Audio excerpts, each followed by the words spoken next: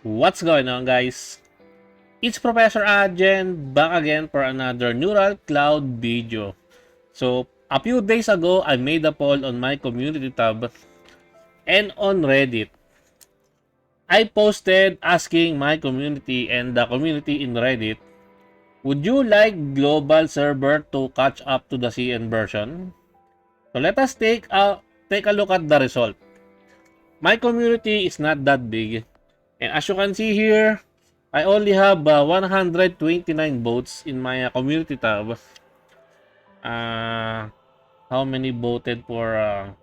So it's 44% against 56%. 44% voted yes. 56% said no. And most of the comments here are pretty much saying that no, they do not approve with this one. If you will ask me, if I would like global to catch up to the CN server, I say yes. Why? For me, I believe it's more. I think it's more fun for me that way because right now the CN got a really hype update. They have a new limited character, new QOLs, new algorithms, yada yada. And when I saw that news, I was really hyped. But sadly, reality check, it is in CN version, so it will take a while before global reach to that point. And I believe that when we reach that point, the hype will not be the same as the first time that I saw the news.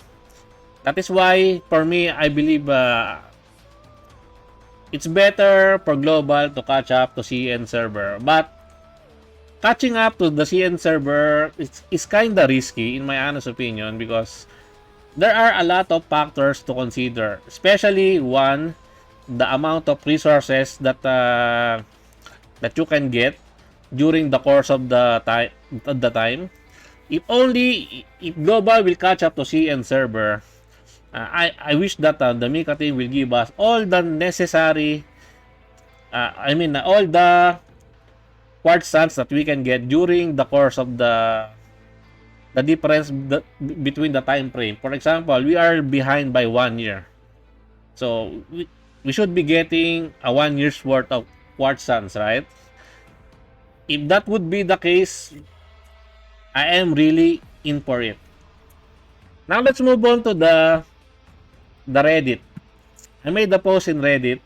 It's already ended. The voting is already closed.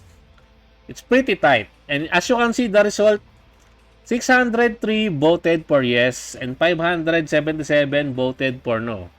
So this one is pretty tight. 51% versus 49%. Almost like a 50-50. And yeah, the community is divided with regards to this topic. I have here some 32 comments. Let us go ahead and check out what are the player base are thinking about this one. Noble One said, I wouldn't mind, but as a Dolphin spender who buys monthly passes only, I don't think I'll be able to keep up. I replied to this one, and I said that I am too a Dolphin. I am also a Dolphin and probably won't be able to keep up also. That is one of the downside to that one of catching up EN to CN server is that even though I am a Dolphin, I probably won't be able to keep up getting all the upcoming units. It's because you don't have any time to save. But also right now the EN server are pretty much blessed with the future sight, and they can plan ahead on which units to summon for, on which units are kinda meh, and which units are pretty much OP. But I believe some players took it for granted. Having the future sight, I think from what I've seen before, some players are taking it for granted. So we have here, no, absolutely not, by Emperor Maxwell. Centauracy said, no, Entaro Arta said, I personally wouldn't mind if it was done right.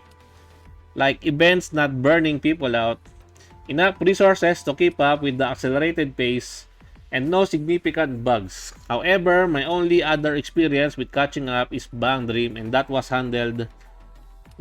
not handled all that well, and I ended up quitting. I don't play Bang Dream, so I don't know what happened to that one. But it turns out that it does not turn out well. Another comment here is that I'd like some sort of a middle ground. To catch up enough so we're not 1 year behind, but not to catch up completely so we still have a sneak peek of who's coming, so something like staying one patch behind, I guess. As a very light spender who's not super lucky with gachas, the knowledge of future dolls is precious to me. Even if I don't know the banner order, I can still plan around my favorite upcoming dolls, which would no longer be possible if CN and Global were in sync. So yes, most of the player in this comment section are pretty much don't want to catch up to CN server because we will lose the future side. But for me, I believe that is more fun, even though I probably won't be able to keep up. Let us read some from 2BA. I don't know. I cannot pronounce his or her name. It's all random. People are already freaking out about the pace we've been going in and in what order. So I'm not enthusiastic about accelerating further because as you can see, it seems that we are on an accelerated pace. We don't get rerun banners, right? Did we already got a rerun for Habol, Aki? None, right? Or for Kuro? Delacy, Hachuchuri? None. So, it'll help if dolls were added to different banners or advanced searching more often so people don't feel as burned by losing the lottery and the gata roll now feeling it gives. I know the game is still in its infancy, but Aki was only made permanent recently, and who knows if Kuro and the others will follow a similar pattern. And then someone replied to this comment, if Global and CN were caught up or close, then the ordering question would be solved. Because some people question the banner releases in Global. So if we are caught up into CN version, there will not any more questioning about the ordering, right?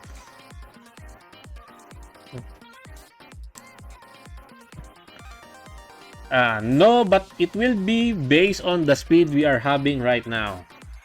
Non-stop event. Would be funny to see how people react once we catch up and then have a big gap of time between new event like Girls Frontline. Yeah, because I believe we are on a rapid pace right now because the Mika team already know what events to release. It's already been ready. They just need to translate, right? But for the CN version, I think the developers are thinking of something to come up with the upcoming events, which is maybe on time or maybe delayed or something like that. That is what I'm getting from this response. From Sugon, I'd like to catch up at some point so I could enjoy the surprise when new characters get released. Same man, same. This is why I wanted Global to catch up to CN version.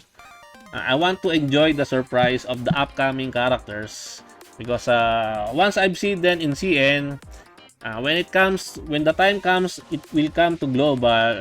The hype is no longer there. Yes. So right now, it's kinda like constant spoilers, but I do understand that people do like knowing what's upcoming.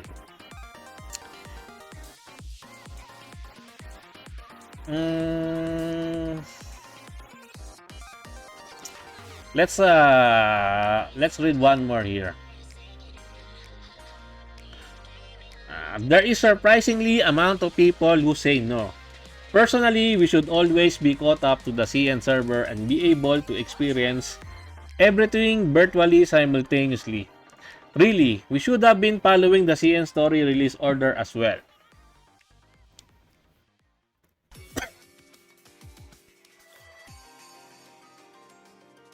Okay.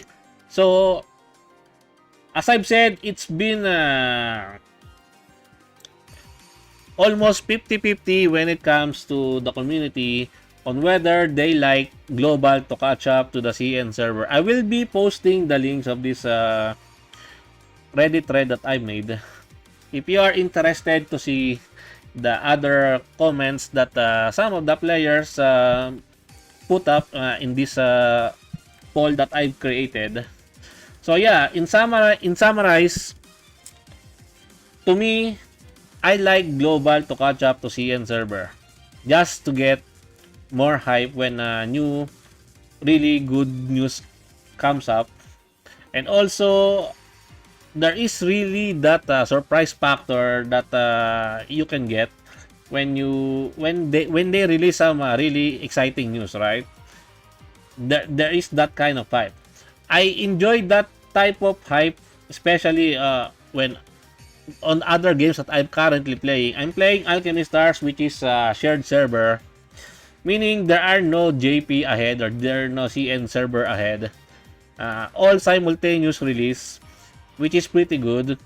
That is also the same with Genshin Impact, right? Genshin Impact has the simultaneous release. There are no advanced server, there are no advanced CN, there are no advanced JP, or there are no advanced global. Everything are released simultaneously, so everyone can share the hype when there are some upcoming hype news. And I think that's it from me for today, guys. I hope you enjoyed this video. Please leave a like and subscribe. I would really appreciate it if you could help me grow my channel more. And thank you to everyone who are supporting my channel. I appreciate every one of you. Until next time, peace.